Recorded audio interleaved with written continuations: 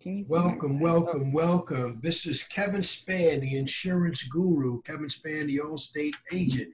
Kevin Spann, the voice of Wyandanch, coming to you tonight in my alter ego as Kevin Spann, the host of Wind Down with Kev. Tonight, we're joined by a very, very special guest, a wonderful person, real leader in our community, one of the very prominent young voices. So, right away, let me just go ahead and ask her, what's in your glass? so today I am drinking some Ciroc black raspberry with lemonade. Nice. Ciroc Yeah. Black Raspberry with lemonade. It's one of Yep. those days. You deserve that. You deserve that. Definitely. Enjoy that to the fullest. So, full Thank you. disclosure, today in my glass, I have some good old fashioned Poland Spring because Nice. we're filming this kind of early, but a little bit later, I'm going to treat myself to a very nice Roco Loco, a Ooh, nice homemade sangria I've been enjoying, handcrafted sangria that's being made and delivered. So that's what I'll be winding down with a little bit later.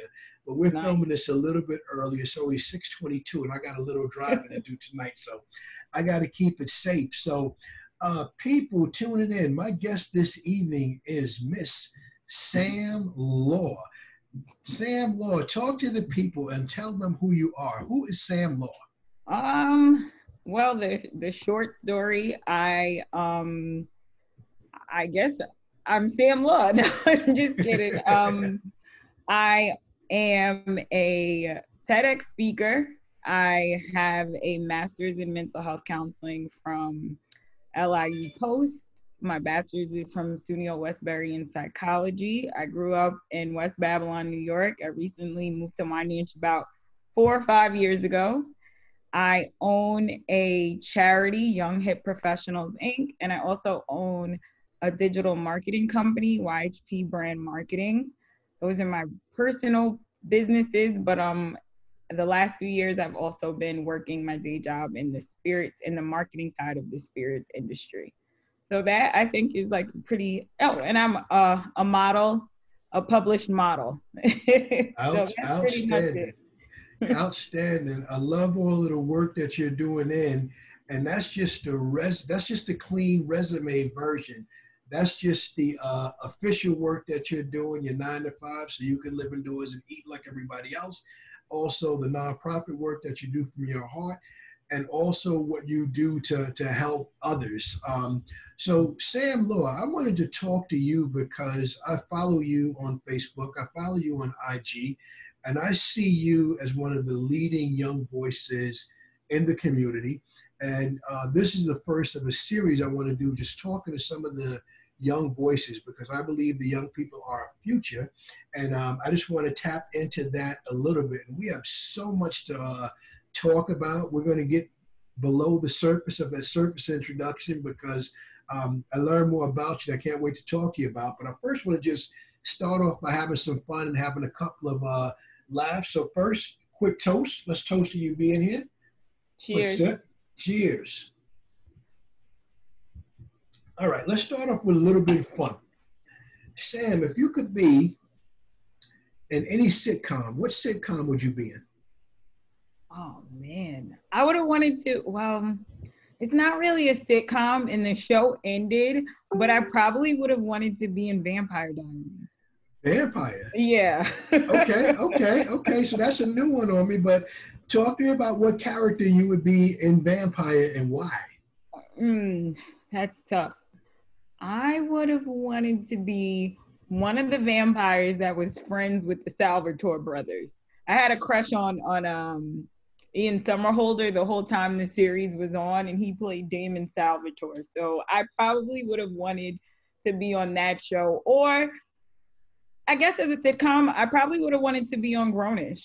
On I don't Grownish, think that's okay. all the way out. I don't think that's unreasonable even now. It's a Okay. possibility, I guess, if I audition, Okay. but Grownish, And definitely. Grownish and Vampire. Okay, so that gives the people the insight into who you are, into what it's all about. Glad to throw you off a little bit with that and to make you laugh a little bit. We definitely gonna have some fun.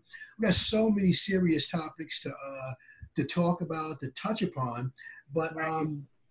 let me start with this. I was checking you out on IG, and I saw your speech that you gave where you talked about being the daughter of a police officer. I didn't know that. Yes. I grew up in a law enforcement family. My father worked for the state of New York Police Department for SUNY Old Westbury. And yes, that's where I went to college. Was it the easiest thing? No, but I, I got to spend a lot of time with my dad more so than even growing up because I would see him all day long, you know. So it was a wonderful experience. He's a graduate from Wyandanch Memorial High School. Excellent. I don't remember the exact year he graduated, but I know he graduated with Daryl Banks. So if Okay, that so gives any insight. that gives that times that Daryl Banks is one of my mentors and good friends. That puts the time in order about 1974. So That that, sounds about right. Yeah, because I yeah, think my mom went to college in 19. My brother was born in 78. So yeah, that's probably about right. okay, 1974 to 76. beautiful. Well, So I'm a decent wine dancer historian. You give me a reference point, and I probably can. I definitely probably can nail it. yeah. Okay, definitely, definitely an honor for you to grow up that way in a house of law enforcement, and then to fast forward to 2020. I see you on the front lines, leading the efforts. On one hand, being a voice, helping people to express themselves very articulately against what's going on. What was that experience like being out there on the front lines at some of the rallies?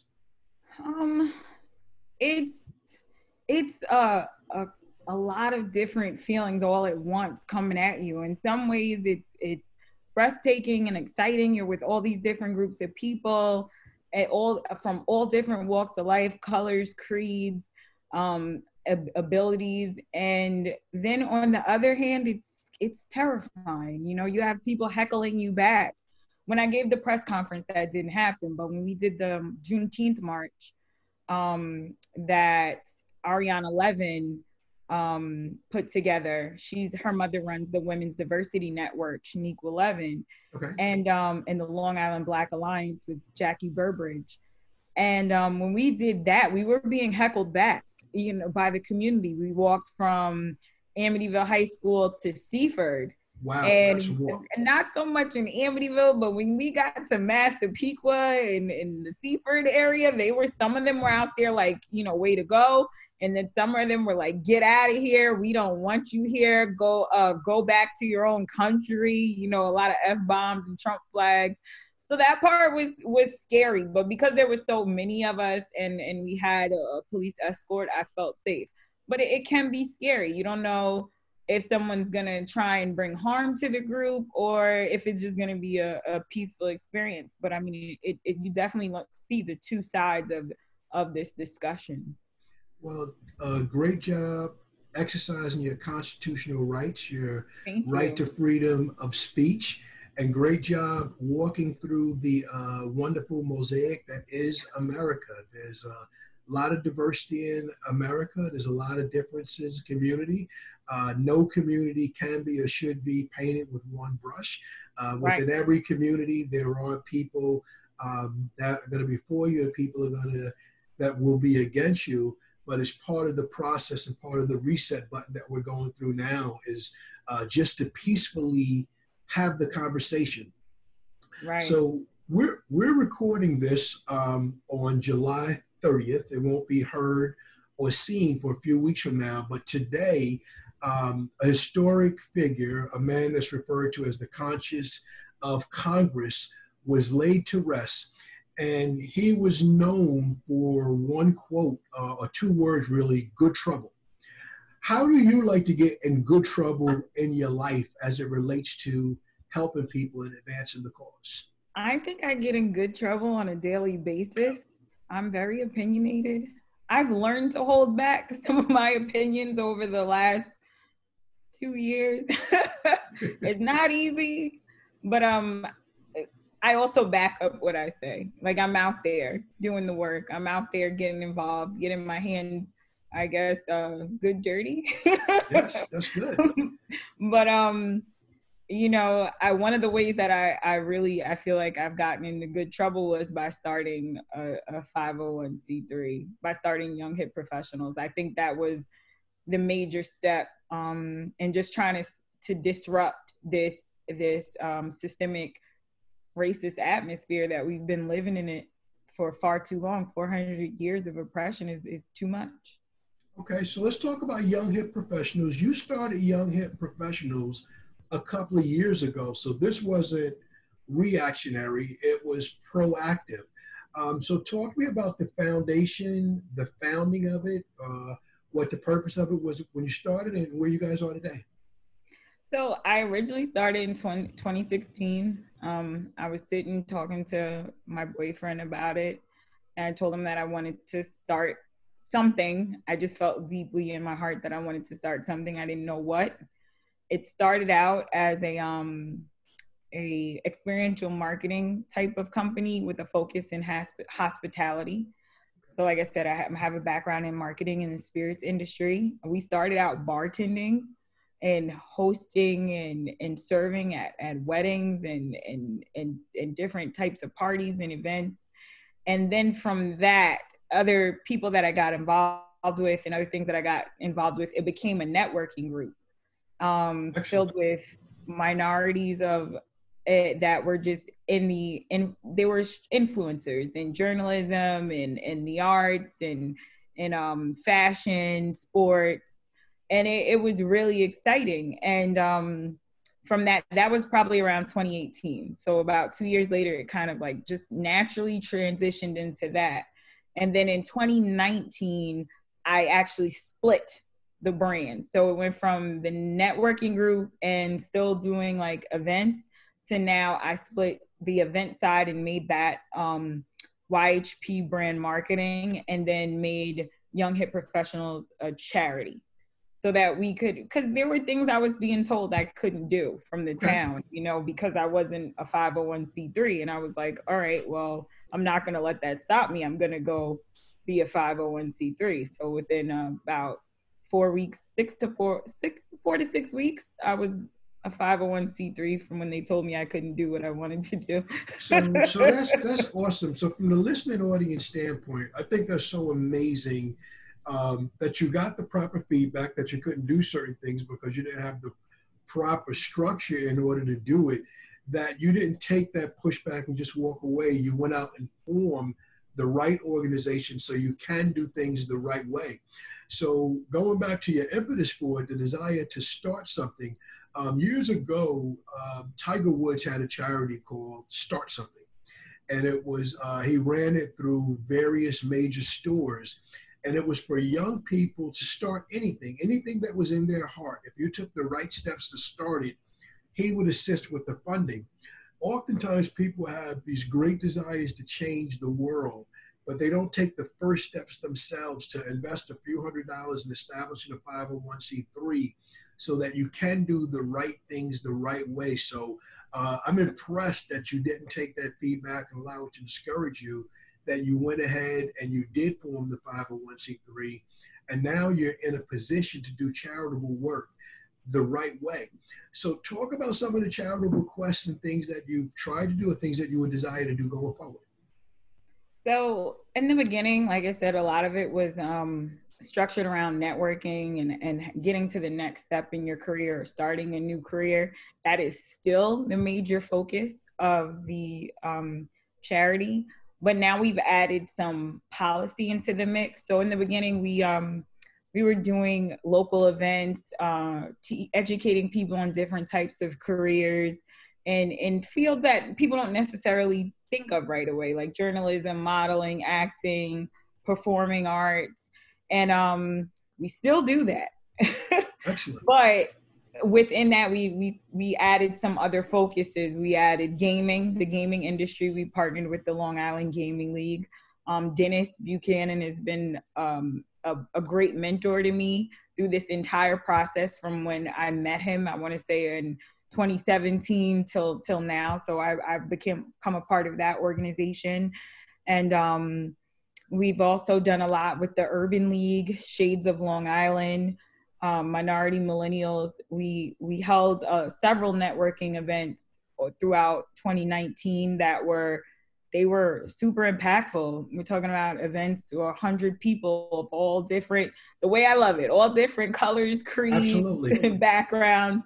We're coming out and hanging out and building together and exchanging information and starting. It was cool to see like different projects pop up from those networking events. We also did some partnering with the Microsoft store at Walt Whitman Mall. We held a coding camp for the youth. We held a mothers and gamers event with Microsoft and Long Island Gaming League, explaining the career options that can come from gaming. It's just been It's amazing. massive. It's massive. So, our personal history is I knew you through events and through your partner Jaron. Before I actually met you, I kind of sponsored an event on the strength of my Right. relationship with Jaron. We never met, but we had our first chance to meet formally at a black and white tie affair last year, and that was a nice gala. A lot of people, a lot of money raised for a very good cause. Allstate was one of the sponsors, so that was our first chance to say hello. But let me dig into gaming a little bit. Gaming is a broad word, so let's define it and get a little bit of focus around gaming. What do you mean specifically by gaming? So the focus is really on I want to say console and PC games, or anything from Fortnite to The Sims, Pokemon. What else is Excellent. everyone playing in the group? They're playing Call of Duty. But excellent. So all of the online video games. Okay. I love it. I love it. Two of my three sons are gamers. Really one. My middle one doesn't play as much. My youngest son does play for an outlet. But the other side of it is really the important side. Introducing kids to coding is everything. It is. That is the. Uh, if you, I feel like it's a necessary. It's a necessary skill coming into the new millennium, and you're going into 2020. It's a new era, and you want to prepare especially children of color to be able to compete in these markets. And they have, if you go to learn, I think it's code.org, you can literally, they literally use games that children like to play, like Minecraft. I think Fortnite might be one of them, but the children can literally go on there and they have these little lessons set up using games that they're already familiar with, and they're learning. I mean, I was sitting there with the kids, their parents are sitting there with them, and we're coding, we're Wow. creating something, we're making the characters move. Coding, it's really a language. It's like math, it's like Spanish. You're just learning a new language, and learning how to communicate with technology. You're speaking the language of technology. I mean, that's beyond incredible. So these kids that you gave the coding opportunity, what age range are we talking? So we broke it up into two separate groups. We had a younger grammar school group, I want to say like 6 to 8, and then we did a little bit older. I think it was 10 and up. We didn't really have a cutoff, but the one for the younger kid, the program we used was really tailored to younger children, and then the group for the older children was tailored to anyone. Like I would say anyone 8, 9 to whatever. Like the parents were doing it, and it was with the game they were familiar with, which was Minecraft. So it was really nice. Everyone was happy. We actually also partnered with the Urban League on that event, and it was a success. It was full, which was Good, nice, good. and we got great feedback. Unfortunately, if we bring it back again, we would have to bring it back a different way due to the pandemic, because we can't really enjoy these opportunities in public spaces right now. So Absolutely. it is something I'm considering strongly. It's something I hope that we can do again. It might be a year from now, but it's so worthwhile. The whole time you were talking about it, I thought about something that I read in Steve Jobs' book a couple of years ago. At the time, I think in Obama's second term, he was asking Steve Jobs to bring more jobs back to America. And Mm. Steve said, conceptually, I would love to, but practically, we don't have the skills in this country to do the Mm, work if I brought the jobs back. And I'm a firm believer in repetition and teaching children things early. Malcolm Gladwell right. talks about the 10,000 hour rule. If you put in enough time to anything, you'll master it. So definitely very hopeful that the gaming opportunities you guys worked on, that it will come back. Okay, Yes, absolutely. I'm gonna change pace a little bit, talk a little bit more about you and Good Trouble. So on the one hand, we Okay. talked about you being at the rally marching, but one of the prep conversations that we had is that you're in the process of working with the Riverhead Police Department in diversifying the department a little bit. Let's talk about that. Absolutely. It's a new experience. Um, it was brought to me by a partner in advocacy, Jerome Boast of Millennial Connect. And when he came to me about the idea, I was like, absolutely. Apparently in Riverhead, there was maybe like a rally, and some of the residents, they asked the chief of police, what's going on? Why aren't there more people of color on the Riverhead Police Department? Now, the Riverhead Police Department presently has, I think, one person actively on the force. Two. One is Hispanic and one is African American. An African American woman. She's a detective, and they're a department of 80, I believe, and they were just like, well, how come there's not more? Now, overall in Suffolk County, there's about 2,600 officers, and there's only 52 that are African American. So Say this is that a again. problem. Say that Right? again. 2,600 There's and about 52. 2,600 Suffolk County police officers, and there's only about 52 that are Black. That's interesting. This is not a new conversation. It's an ongoing one. Um, Definitely something that we have to work on, I think, within our community as well as outside. And that I know people in Suffolk County Police Department, I know the county executive, and I know they want that number to change.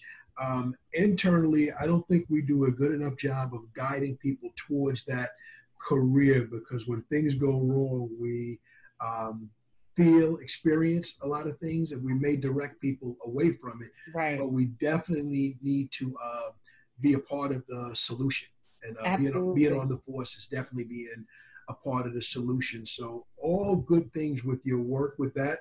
Anything specific happening out of that, encouraging people to take the test? So Any auxiliary programs where people can get introduced to it at a younger age so they can see, feel it, touch it before they get to the test and have an idea of how it works? so those are definitely things that are in the plans. We have two other charities that are involved. We have ACEs and Cops and Kids.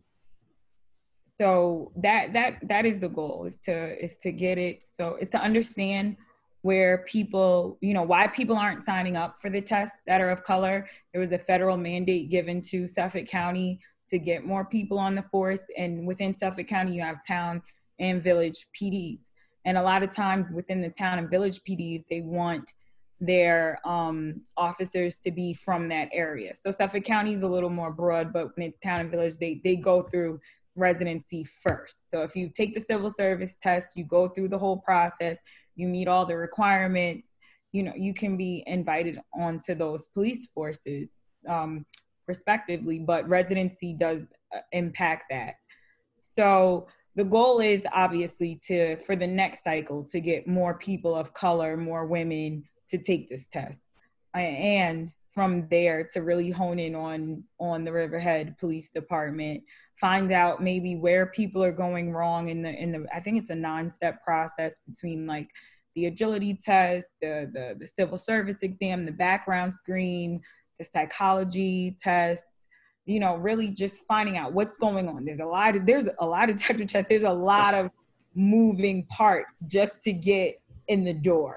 Way Absolutely. more than you go through at any other job. And we want to see where these issues are, focus on them, and work on building ways to overcome these issues and getting more people of color on the force. Because I mean, as a person who has a master's in mental health counseling, just to talk about you know, the MMPI, which is like the Minnesota Multiphasic Personality. I forgot what the I stands for, but it's a test that you get some insight on who a person is, what their personality is like, a little bit of their intelligence. The language of these tests historically is not made for Black people to understand, you know, and just going back That to turns back to the early introduction. You know, I'm an avid sports fan. I've coached sports for a long time, but I think part of this reset button is that we're going to redirect some of our energies towards some of these things early. So when I hear you say cops and kids, I think of that. When I hear you say coding, I think of that. Just how to redirect kids to get introduced to other things earlier, right. that they can become passionate about and look forward to engaging in, because I just see it full of opportunities that we just haven't tackled as of yet. There is a lot of opportunity. Civil service, it really is the civil service system is a way to access wealth, and that is the main goal of my organization, is to build wealth. I mean, when you look at Young Hip Professionals, right underneath it says a network to enhance your net worth, and one of the keys to that is through the civil service system.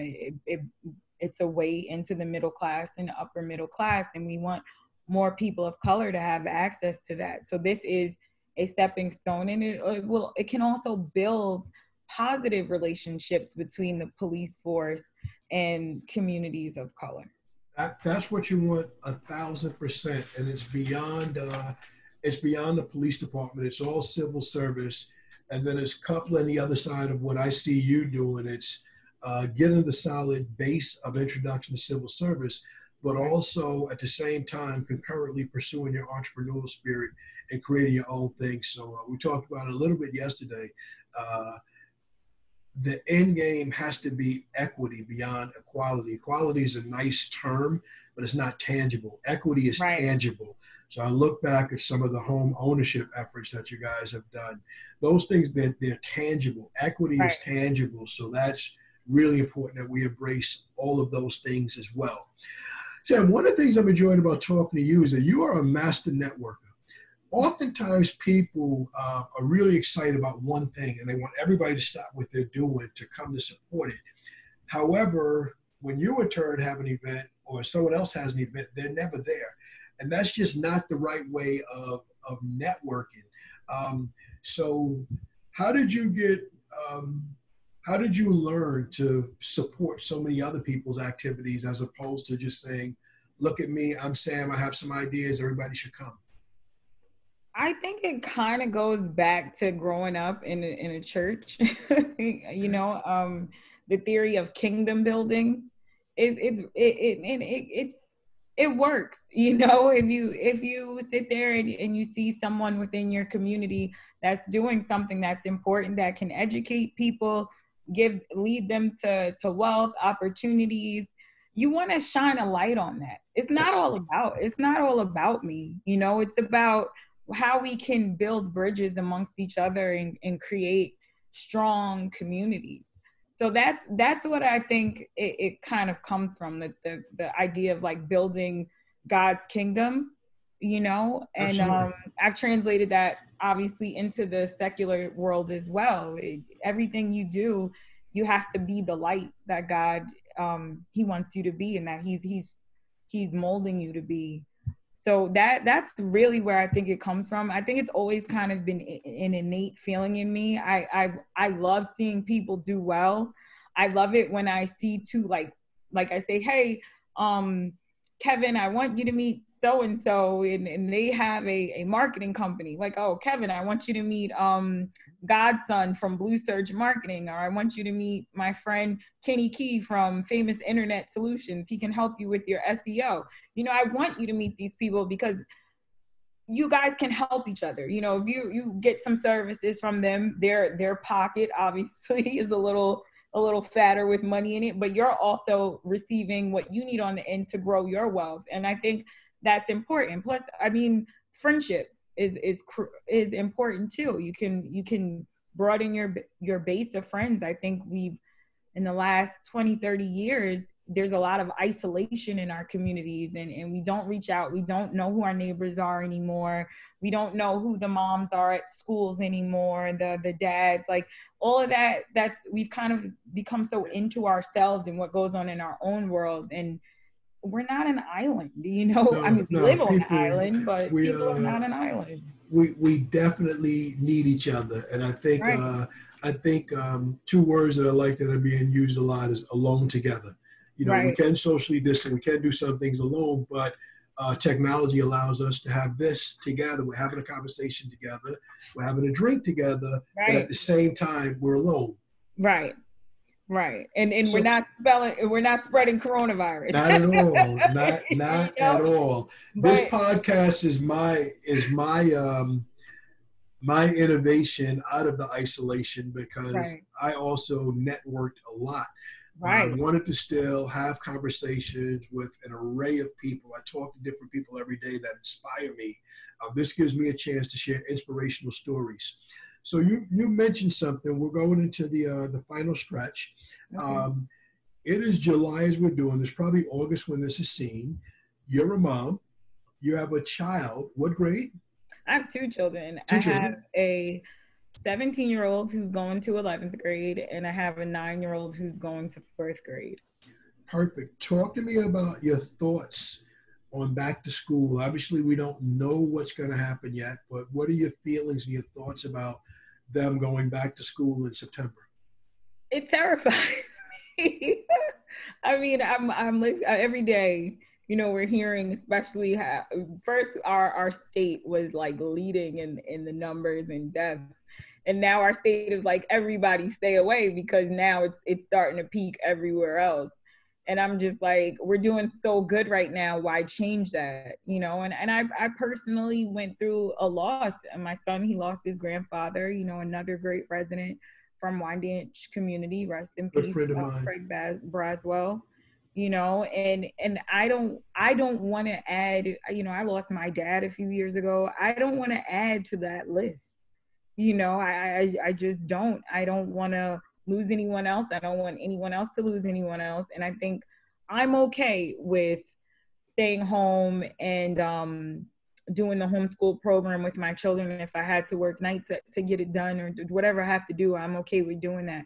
But I do understand that not everybody can do that. So I think it needs to be like a split thing where there's opportunity for parents that want virtual learning, but if they really can't do it because of, you know, need for childcare, that opportunity is there, that they can go to school in person.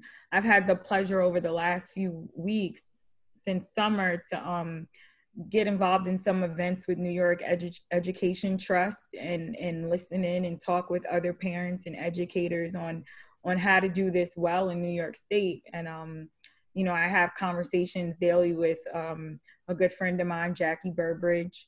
She's on Governor Cuomo's Reimagine Education Advisory Board. Excellent. You know, so it's you know, the power of networking allows me to be kind of involved in these conversations. So it's not just, you know, I'm talking to my homegirls and my family about it. You're not I'm able watching the to, news and hoping for the best. right, I'm You're able to expressing really get, your opinion to people of influence that can make a that difference. can make the difference. Right, Well, right. Sam, you have said everything. I don't have anything to add to it or take away from it. My last question I want to ask you this evening, you're doing so much, mom, uh, what you're doing, your primary work, what you're doing in networking and helping so many people in the community, introducing people, young people to new things. What do you want to be known for? I don't know. You know, I have no idea. I guess, you know, they say that dash, that Yes, the thing that matters most about you is that dash on yes. your epitaph between your sunrise and your sunset. So I just want that my dash meant that I was able to touch a lot of people, and that through that touch that they grew in one way or another, you know, mentally, emotionally, spiritually, fiscally, whatever it is that they grew. And as their star ascends, I just want to be in the stardust. So wow. that's not mine. That's Icon's, but But that's it's no, something that's stuck. that's amazing. That's an impressive answer. It's impressive that you go right to the dash, because the dash poem, most famous poem ever written. If you're not familiar with it, Google the dash. It's worth knowing, but definitely stay focused on your dash. Keep doing all you can do with your dash. I'm gonna close with a toast. Um, Okay. all good things. Thank Okay, you. all the best to you, your dash, your journey, and all the good that Thank you're you. bringing to the community. Thank you so much. I appreciate it. Take care. All right. Bye bye. Bye-bye.